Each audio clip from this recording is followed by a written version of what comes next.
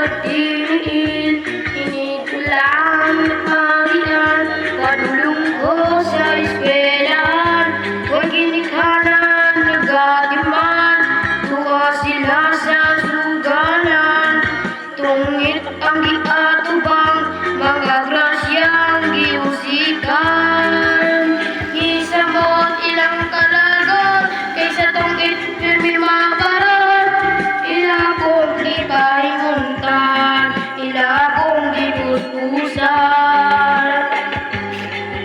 O karon nagaanggunan, kaya sugal wakoy ayo, ulahin na ang tanan, kaysa pulpis gitang taman.